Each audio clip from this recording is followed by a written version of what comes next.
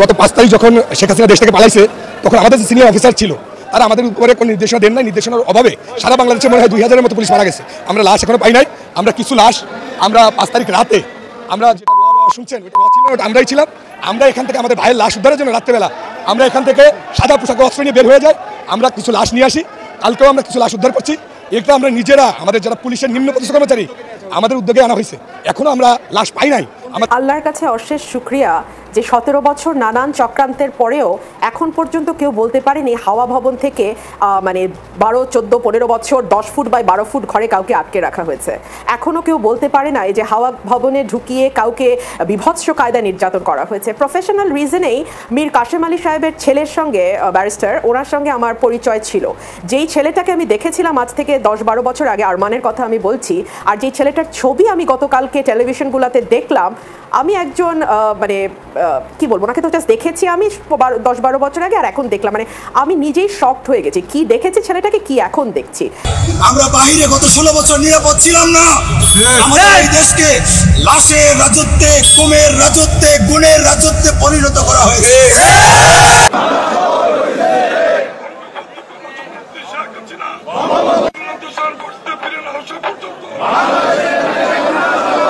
অঙ্গীকারবদ্ধ হলেন এবং শপথ করলেন। প্রিয় দর্শক শ্রোতা, তাহলে কি তারা আবারও প্রধানমন্ত্রী শেখ হাসিনাকে, সাবেক প্রধানমন্ত্রী শেখ হাসিনাকে বাংলাদেশে আনতে পারবে বা বাংলাদেশে কি আসবে তিনি? প্রিয় দর্শক, খুবই গুরুত্বপূর্ণ কয়েকটি ভিডিও। এবং কি আসলে কাশিমপুর কারাগারে ইতিমধ্যে আসলে কি হচ্ছে, দেওয়াল টপকে নাকি আসামিরা বিদ্রোহ করেছিল, পালিয়েছে এবং সে মতো অবস্থায় নাকি গুলি চালিয়েছে এবং মুহূর্তেই লাশ পড়েছে। অথচ এদিকে শোনা যাচ্ছে দাড়িওয়ালা টুপিওয়ালাদেরকে ইচ্ছাকৃতভাবে সুব্রত কুমার বালা নামে একজন অফিসার খুন করেছে বা অর্ডার দিয়েছে। আসলে গোপন রহস্য কি, বিস্তারিত জানবেন এই ভিডিওতে। মাহমুদুল হক গুনবী সাহেবের একটি ভিডিও ফুটেজ থেকে আপনাদেরকে দেখানোর চেষ্টা করব। এবং কি সম্প্রতি একটা বিষয় আপনারা খুব বেশি শুনছেন, সেটা হলো হাসিনার আয়নাঘর। অর্থাৎ এতটাই ভয়ঙ্কর জায়গা যে আয়নাঘর থেকে মুক্ত হয়ে এসে যেগুলো প্রকাশ করেছে আয়নাঘরে আটকে থাকা সেই বন্দিগুলো, খুবই ভয়ঙ্কর জায়গা। এই আয়নাঘর নিয়ে টকশোতে যমুনা টিভির টেলিভিশনের উপস্থাপিকা প্রশ্ন ছুড়ে দিয়েছে আয়নাঘর এবং হাওয়া ভবন নিয়ে ব্যারিস্টার রুমিন ফারহানাকে, বিএনপির একজন টপ লেভেলের নেত্রী রুমিন ফারহানাকে। এবং তিনি কি জবাবটা দিয়েছেন সেটিও আপনাদের সাথে শেয়ার করব। সর্বশেষ আরও একটি ভিডিও ফুটেজ আপনাদের সাথে শেয়ার করব। এই যে অসংখ্য শিক্ষার্থী যে মারা গেছে, শুধু কি শিক্ষার্থী মারা গেছে, ঘুম করা হয়েছে পুলিশদেরকেও। প্রিয় দর্শক, এমনটাই দাবি করছে। এবং কি কয়েকটা লাশ পাওয়া গেছে, অসংখ্য লাশ এখনও পাওয়া যায়নি। এবং কি যে পুলিশকে যে গুম করা হয়েছে, এটা কি শিক্ষার্থীরা করেছে? না ভাই, কারা করেছে তাদের কাছ থেকে শুনলেই বুঝতে পারবেন। আমি আর কথা বাড়াবো না ভাই, চলুন এক এক করে ভিডিওগুলো দেখে আসি। সর্বপ্রথম চলুন পুলিশ কি বলতেছে, তাদের লাশ গুম হলো কিভাবে, চলুন দেখে আসি। যে কর্মবিরতি চলছে সমগ্র বাংলাদেশে, এটার উৎপত্তি হচ্ছে একটা জিনিসই নিয়ে, যেটা হচ্ছে কি যে গত 5 তারিখ যখন শেখ হাসিনা দেশ থেকে পালাইছে তখন আমাদের যে সিনিয়র অফিসার ছিল তারা আমাদের উপরে কোনো নির্দেশনা দেন নাই। নির্দেশনার অভাবে সারা বাংলাদেশে মনে হয় 2000-এর মতো পুলিশ মারা গেছে। আমরা লাশ এখনো পাই নাই। আমরা কিছু লাশ আমরা 5 তারিখ রাতে আমরা যেটা শুনছেন ওটা ছিল ওটা আমরাই ছিলাম। আমরা এখান থেকে আমাদের ভাইয়ের লাশ উদ্ধারের জন্য রাত্রেবেলা আমরা এখান থেকে সাদা পোশাকে অস্ত্র নিয়ে বের হয়ে যাই। আমরা কিছু লাশ নিয়ে আসি। কালকেও আমরা কিছু লাশ উদ্ধার করছি। এটা আমরা নিজেরা আমাদের যারা পুলিশের নিম্নপদস্থ কর্মচারী আমাদের উদ্যোগে আনা হয়েছে। এখনো আমরা লাশ পাই নাই। আমাদের লাশ গুম হয়েছে। এটা আমরা আনছি কিছু বাড্ডা থেকে, কিছু আনছি আপনার যাত্রাবাড়ি থেকে, কিছু পোস্টমর্টমের জন্য ওখানে পড়ে আছে।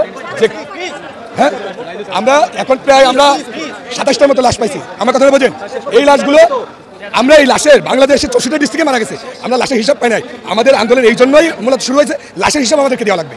লাশের হিসাব যতক্ষণ না দিবে এবং জনগণের সঙ্গে যখন পুলিশ বান্ধব পুলিশ না হবে ততক্ষণ মধ্যে আমরা পুলিশের পোশাক করবো না। প্রিয় দর্শক শ্রোতা, শুনলেন একজন পুলিশের মুখ থেকেই। তারা বলতেছে পুলিশের পোশাক ততক্ষণ পর্যন্ত পরবে না যতক্ষণ পর্যন্ত সকল লাশ খুঁজে না পাবে বা গুম হওয়া লাশ খুঁজে না পাওয়া যায়।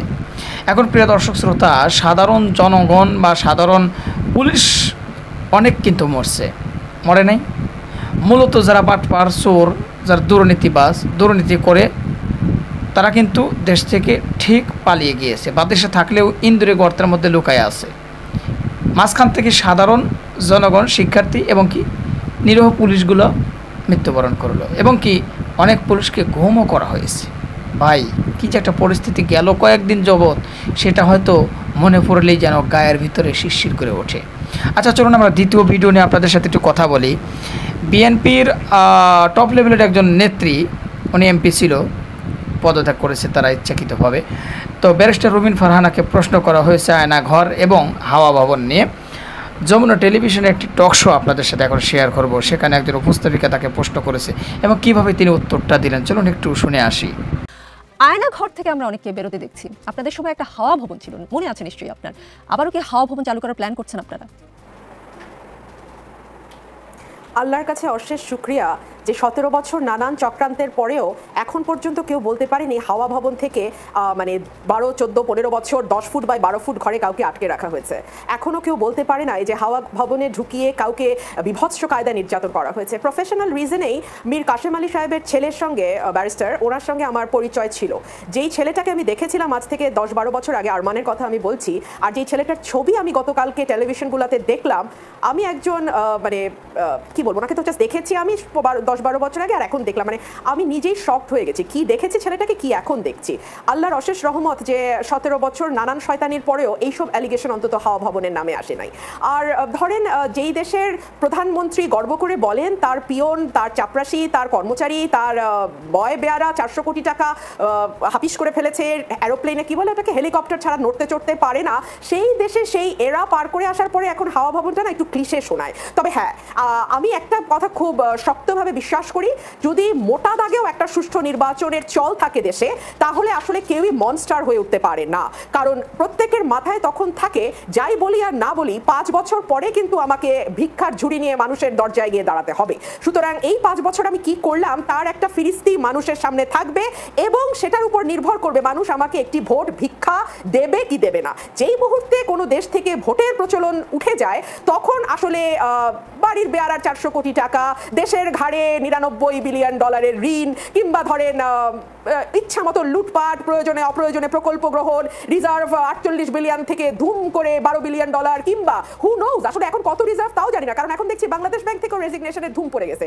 তো এই যখন অবস্থা, তখন তো আসলে আমার মনে হয় 17-18 বছর আগের যে কোনো উদাহরণই আসলে এখন আমাদের কাছে মনে হয় যে একটা শিশুতোষ কথা। আমরা দেখি, আমরা অপেক্ষা করি, একটি নতুন সরকার গঠিত হতে যাচ্ছে, অন্তর্বর্তীকালীন সরকার। সেই সরকারের কাছে আমাদের দেশের 17 কোটি মানুষের দাবি হচ্ছে একটি অবাধ, সুষ্ঠু, নিরপেক্ষ, অংশগ্রহণমূলক নির্বাচন দেওয়ার, এবং সেই নির্বাচনে মানুষ যাকে ভোট দেবে, মানুষ যদি মনে করে তারা আবার আওয়ামী লীগকে ভোট দিয়ে ক্ষমতায় আনবে, লেট দেম, তাদের হাতে সেই ক্ষমতাটা ফিরিয়ে দেওয়াটাই হচ্ছে আমাদের এত দিনকার লড়াইয়ের ফসল। এবং এত রক্ত দেয়া, এত মানুষের গুম হওয়া, এত মানুষের টর্চার্ড হওয়ার যেই রেজাল্ট, সেটা হচ্ছে মানুষকে এই বেছে নেওয়ার ক্ষমতাটা দেয়া। মানুষ যদি মনে করে তারা আবার আওয়ামী লীগকে নেবে, কিংবা মানুষ যদি মনে করে তারা অতি ডানপন্থী কাউকে নেবে, কিংবা মানুষ যদি মনে করে তারা মধ্যপন্থার বিএনপিকে নেবে, বা মানুষ যদি মনে করে তারা জাতীয় পার্টিকে ক্ষমতায় বসাবে, মানে ফর গড সেক এটা মানুষের হাতে ছাড়েন।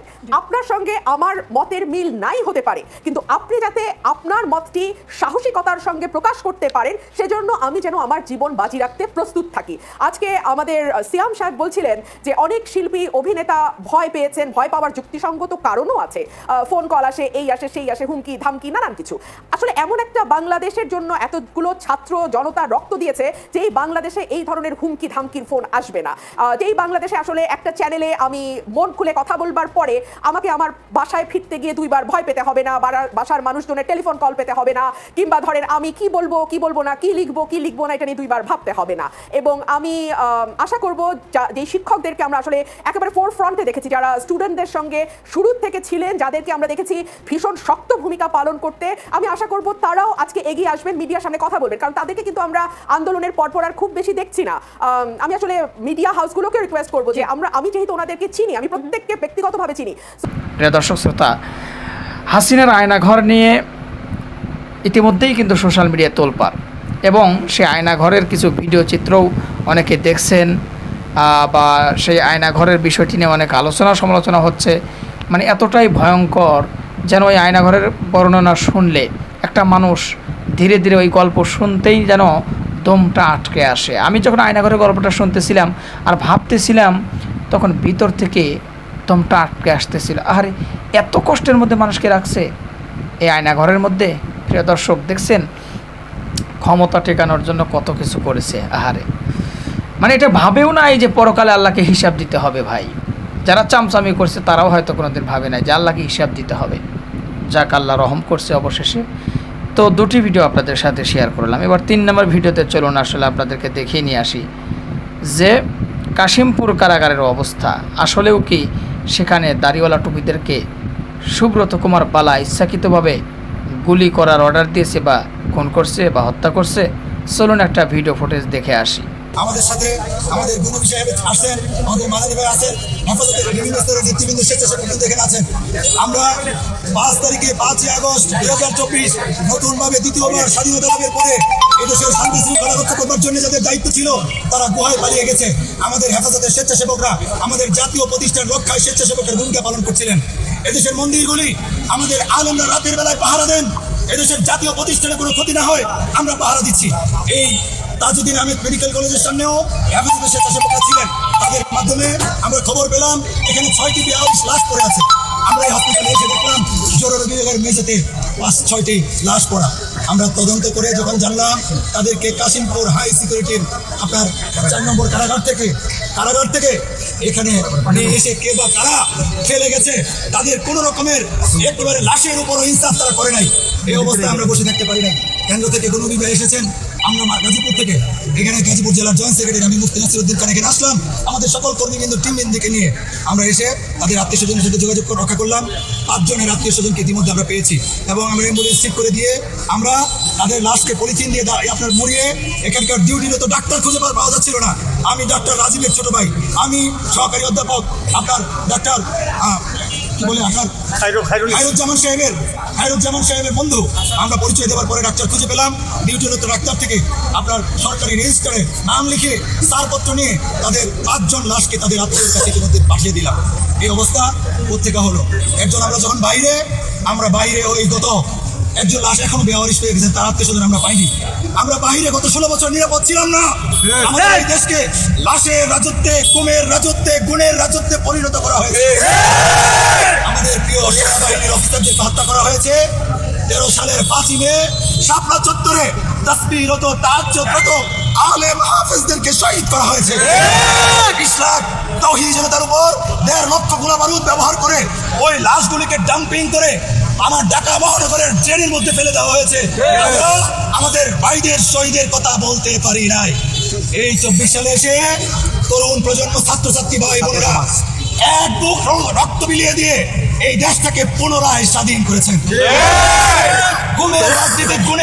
গুমের রাজনীতির খবর রচনা হয়েছে। খুনি, ডিক্টেটর, স্বৈরাচার শেখ হাসিনা খুনি পালিয়ে গেছেন, তার প্রেতাত্মারাও পালিয়ে গেছে। অনেককে তো জুডিশিয়াল কিলিং করা হয়েছে, জেলে নিয়ে মেরে ফেলা হয়েছে। এদেশের কোরআনের পাখি সাইদি সাহেব জেলে ছিলেন, হাসতে হাসতে হসপিটালে গেলেন, তাকেও হসপিটালে নিয়ে বিষাক্ত ইঞ্জেকশন পুশ করে শহীদ করে দেওয়া হয়েছে। এই অবস্থা চলতে দেওয়া যাবে না। আজকে 7ই আগস্ট 2024 বিকেল 5টা-6টায় আমরা এখন উপস্থিত হয়েছি। 3টা থেকে আমরা গাজীপুরের শহীদ তাজউদ্দিন মেডিকেলের সামনে এখানে এসে লাশগুলির ব্যবস্থা করলাম। আমরা যেটা শুনলাম, তারা জেলে অনেক দিন যাবৎ ছিলেন। আমরা বাইরেও নিরাপদ থাকলাম না, জেলেও আমাদের ভাইদের জামিন হয়েছে। বের হয়ে আসার পথে পিস্তল থেকে গুলি করে শহীদ করে দেওয়া হয়েছে। দেওয়া যায় না। আমরা আবার শুনলাম আমাদের ভাইয়েরা যারা জেলে বন্দী আছেন তাদেরকে 3 বেলার জায়গায় আজকে 3 দিন যাবৎ কোনো রকমের খাবার দেওয়া হচ্ছে না। সেনাপ্রধান আল্লামা মামুনুর হক সাহেব সেনাপ্রধানের সাথে বৈঠক করে রাষ্ট্র পরিচালনার সহযোগিতার আশ্বাস দিয়ে এসেছে। শহীদ জাহাঙ্গীর গেটে সেনাপ্রধানের গাড়িতে গিয়ে আল্লামা মামুনুর হক সাহেব দাঁড়িয়ে বক্তব্য দিয়েছেন। মুফতি মনির হোসেন কাসিমি সাহেব গিয়েছেন, জমিয়ত ইসলাম থেকে মাওলানা ফজলুল করিম কাসিমি গিয়েছেন। তারাও প্রেসিডেন্টের কাছে, সেনাপ্রধানের কাছে এই আশ্বাস দিয়ে এসেছেন। আমরা সেনাপ্রধানের কাছে জানতে চাই, কেন আমার ভাইয়েরা 3 দিন যাবৎ কারাগারে খাবার পায় না? কেন আমার ভাইয়েরা জামিন হওয়ার পরেও তার আত্মীয়র কাছে ফিরে আসার আগে জেলে লাশ হয়ে যায়? যদি জবাব না দাও, ব্যবস্থা না নেন, 24 ঘন্টা পরে জেলখানায় কি হবে আমরা জানি না। আমাদের কোন একজন ভাই জেলখানায় অন্যায়ভাবে বন্দী থাকবে, আমরা ঘরে বসে থাকবো না। আমরা বলতে চাই, আমরা নিজেরাও হেফাজতের মিথ্যা মামলায় 3 দিন গুম থেকে অসংখ্য দিন রিমান্ডে থেকে ফাঁসির কন্ডেন্সারে 4 মাস ছিলাম। জেলের বেদনা আমরা বুঝি, জেলের বেদনা আমরা বুঝি। অনতিবিলম্বে আমাদের ওলামায়ে কেরামের দেওয়া লিস্ট অনুযায়ী হেফাজত সহ ইসলামী দলের, জাতীয়তাবাদী দলের, দেশের সাধারণ নাগরিকদেরকে মুক্তি দিতে হবে। আর যদি না দেওয়া হয় সোজা বললে কি উঠে না? আমরা শুনলাম সুব্রত কুমার বালা। আমি বলতে চাই, তোমার সেখানে কাজটা কি বৃদ্ধাঙ্গুল চুষাও? তোমার সেখানে কাজটা কি? যদি আমাদের বন্দী ভাইদের নিরাপত্তা নিশ্চিত না করতে পারো তাহলে নাকে খত দিয়ে বেরিয়ে আসো। এটা না করো, রাম রাজ্য কিন্তু প্রতিষ্ঠিত হতে আমরা দেই নাই। অনেকে মনে করেছিল ব্রিটিশরা বলতো দেয়ালেরও কান আছে, ফ্যাসিস্ট আওয়ামী লীগের বিরুদ্ধে মনে হয় কেউ বলতে পারবে না। গণবী ভাই জেল খেটেছেন, আলেম ওলামারা জেল খেটেছে, আমাদের ভাইয়েরা শহীদ হয়েছে। একটি শহীদের যথার্থ বিচার এই মাটিতে করা হবে। আজকে কি দেখলাম, শেষ কর্মসূচি বলবো, এটা শেষ কথাটার আগে আরেকটা কথা বলি।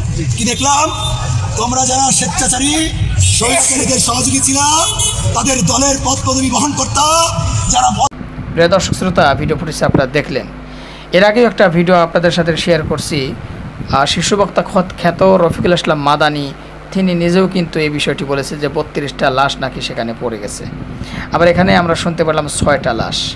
আসলে হচ্ছেটা কি, এটা আমরা তদন্ত চাই। যদি সত্যিকার অর্থে এর পিছনে কোনো ষড়যন্ত্র লুকিয়ে থাকে, এর বিচার আমরা আশা করছি ইনশাল্লাহ। আমরা ভিডিও আর বেশি লম্বা করব না, ভিডিও শেষ মুহূর্তে প্রায় চলে এসেছি। শেষ মুহূর্তে যে ভিডিওটি আপনাদের সাথে শেয়ার করতে যাচ্ছি, প্রধানমন্ত্রী শেখ হাসিনাকে আবারও দেশে ফিরে আনার জন্য ঐক্যবদ্ধ হয়েছে এবং কি হাতে হাত রেখে সকলেই অঙ্গীকারবদ্ধ হয়েছে যে প্রধানমন্ত্রীকে আবারও দেশে ফিরিয়ে আনবে। আসলে কি ভাই ফিরিয়ে আনতে পারবে? এটা কি সম্ভব?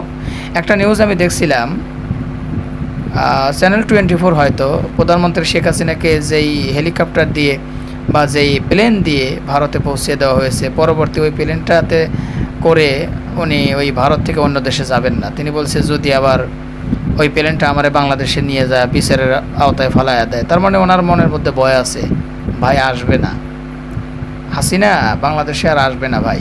কারণ যে পরিস্থিতি, ধীরে ধীরে তো সব কিছুই ফাঁস হবে। আর এগুলো ফাঁস হলে তার পরিস্থিতি কী হবে দেশে আসলে বুঝতেই পারছেন। কারণ এত কিছু ধীরে ধীরে ফাঁস হচ্ছে, মানুষ কতটা জ্বালা যন্ত্রণায় ছিল, এগুলো ধীরে ধীরে এই আয়না ঘরমর হাবিজাবি কত কিছু ফাঁস হচ্ছে। চলুন ভিডিওটি একটু দেখে আসি।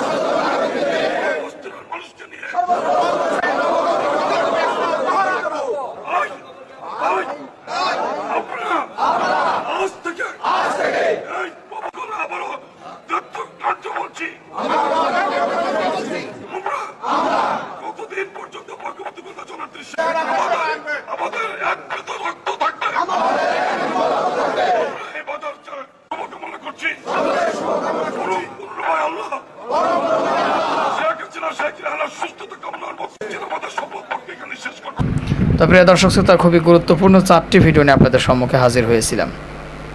আশা করি ভিডিওগুলো খুবই গুরুত্বপূর্ণ ছিল। তো এই 4টি ভিডিও দেখার পরে আপনাদের ভিতরে কী অনুভব হচ্ছে, কি মতামত, সেটা অবশ্যই আজকের ভিডিওর কমেন্ট বক্সে জানিয়ে দিন। আর হ্যাঁ, প্রতিনিয়ত আমাদের এই channel national Islamic media centre channel থেকে এই ধরনের সকল প্রকার নিত্য নতুন আপডেট নিউজ ভিডিওগুলো পেতে বা সকল তথ্যগুলো জানতে আমাদের এই চ্যানেলটা আপনারা সাবস্ক্রাইব করে দিবেন। আর যারা ইতিমধ্যে করে দিয়েছেন তাদেরকে ধন্যবাদ জানিয়ে ভিডিওটি এখানে শেষ করছি। সে পর্যন্ত সবাই ভালো থাকবেন, সুস্থ থাকবেন। আল্লাহ হাফেজ।